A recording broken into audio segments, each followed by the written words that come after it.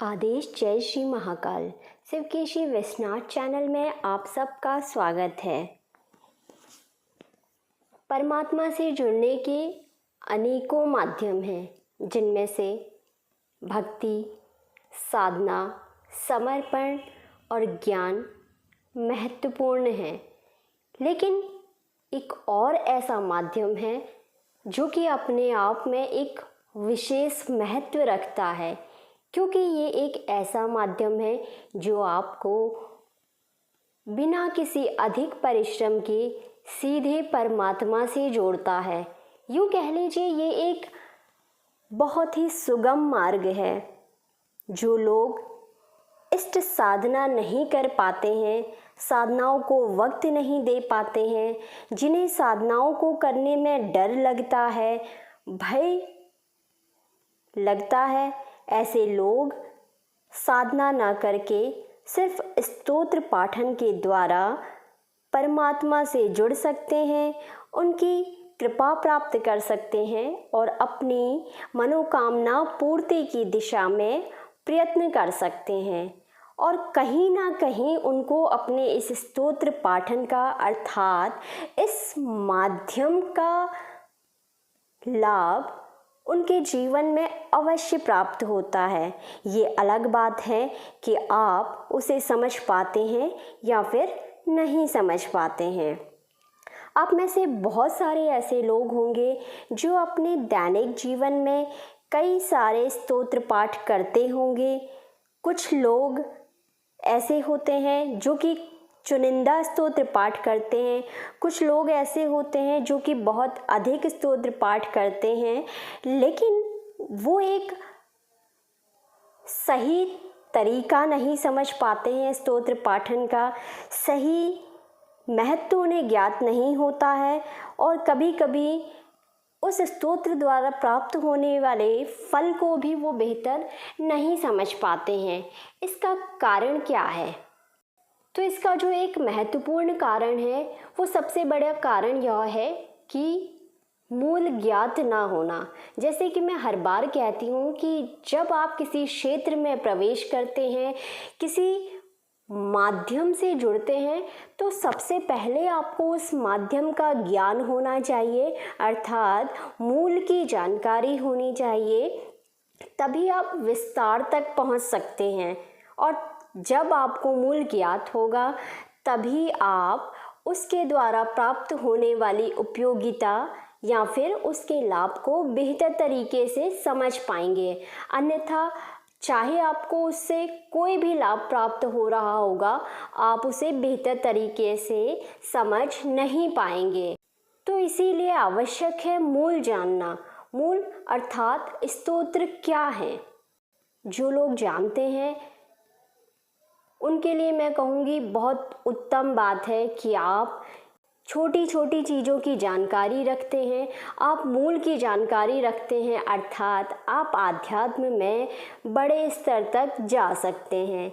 लेकिन जिन लोगों को ज्ञात नहीं है उन लोगों को मैं ये बताना चाहूँगी कि स्तोत्र एक ऐसा माध्यम है जो माध्यम, जैसे कि मैंने बताया कि आप इस माध्यम से परमात्मा से जुड़ सकते हैं। किस तरीके से?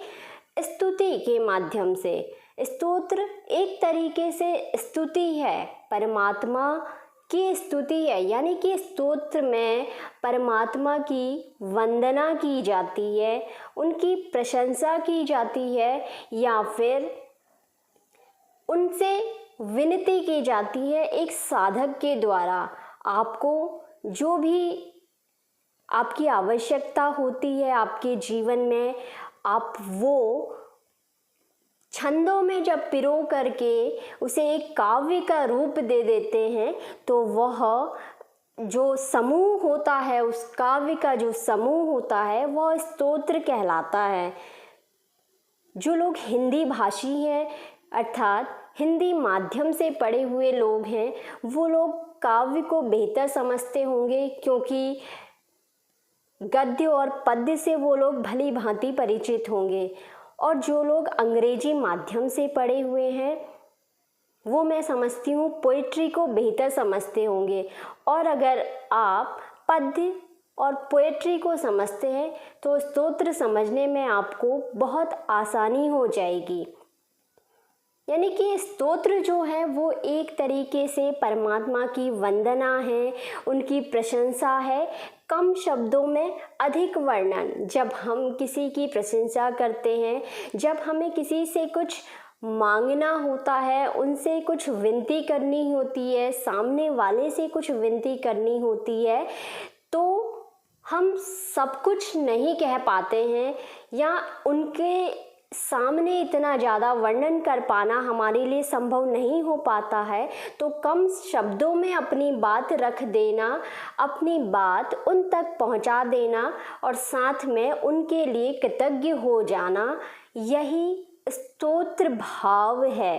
अर्थात इस तरीके से आप एक भाव के साथ में परमात्मा से जुड़ जाते हैं, जिसमें आपको कुछ नहीं करना है, सिर्फ और सिर्फ परमात्मा की स्तुति करनी है, सिर्फ और सिर्फ उस स्तोत्र को पढ़ना है, उस स्तोत्र को अध्ययन करना है जो स्तोत्र आपके लिए आवश्यक है। अर्थात जिस स्तोत्र की आवश्यकता आपको है, स्तोत्र से यहाँ पर मेरा तात्पर्य है जिस चीज़ की आवश्यकता है आपको, वही स्तोत्र आपको करना होता है।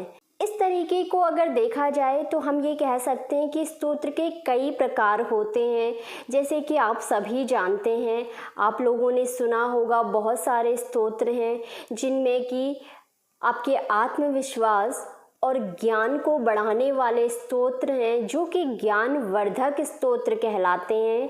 जैसे माँ सरस्वती का माँ शारदे हंसासिनी वागीश वीणा वादिनी,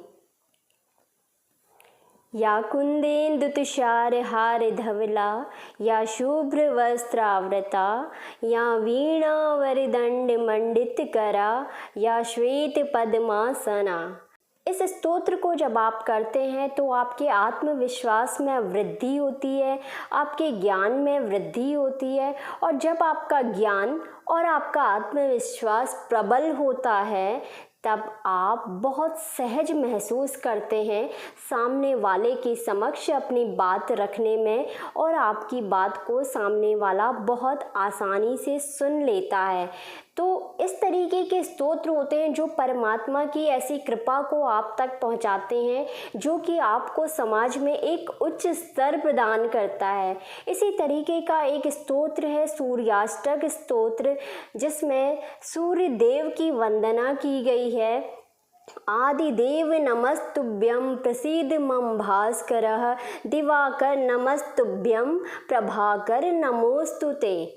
तो इस तरीके की जो वंदना है, ये वंदना है, इस वंदना को जो भी व्यक्ति करता है, उसके ज्ञान, यश, कीर्ति, इसमें वृद्धि होती है। ऐसे और भी बहुत सारे स्तोत्र हैं, जैसे कि वैरीनाशक काली कवच स्तोत्र, कैलाश शिखरारूढ़ शंकर वरदम शिवम, देवी प्रपंच सर्वज्ञ सर्वदेव महेश्वरम। तो ये माँ काली का एक ऐसा स्तोत्र है जिस स्तोत्र को जो भी व्यक्ति करता है, उसका शत्रु पक्ष जो होता है वो कमज़ोर हो जाता है। अर्थात आपके शत्रु जो होते हैं वो उठ नहीं पाते हैं। और जब आपके शत्रु नहीं होते हैं आपके जीवन में, तब आप आसानी से उन्नति की तरफ बढ़ पाते हैं। तो ये स्तोत्र इस तरीके से व्यक्ति के विकास में सहायक होता है। ऐसे बहुत सारे स्तोत्र हैं। मृत्युंजय स्तोत्र है, निधि तत्व संबंधी स्तोत्र दिए गए हैं, जो कि हमारे पुराने ऋषि मुनियों ने दिए हुए हमारी सनातन संस्कृति को वो प्रस्तुत करते हैं आज के समय में भी। और इसके अतिरिक्त में और भी बहुत सारे ऐसे स्तोत्र हैं जो कि मंत्रों का विस्तार हैं। जिस तरीके से आपने मंत्र सुना होगा शायद बहुत बार अपनी वीडियो में, विश्वनाथ जी ने भी बताया हुआ है कि जो मंत्र है पंचाक्षर मंत्र नमः शिवाय, पंचाक्षर मंत्र नमः शिवाय का जो विस्तृत स्वरूप है वो है पंचाक्षर स्तोत्र नागेंद्र हाराय त्रिलोचनाय भस्मांगरागाय महेश्वराय नित्याय शुद्धाय दिगंबराय तस्मै नकाराय नमः शिवाय। और इसी तरीके से षडाक्षर जो मंत्र है ओम नमः शिवाय, इसका भी एक विस्तृत स्तोत्र है जो कि ओमकार बिंदु संयुक्तम नित्यम ध्यायन्ति योगिना कामदम मोक्षदम चैव ओंकाराय नमो नमः। इस तरीके से ये स्तोत्र है जिस स्तोत्र में परमात्मा महादेव की वंदना की गई है। उनकी वंदना जब इस स्तोत्र के माध्यम से की जाती है तो व्यक्ति के ऊपर महादेव की एक कृपा आने लगती है।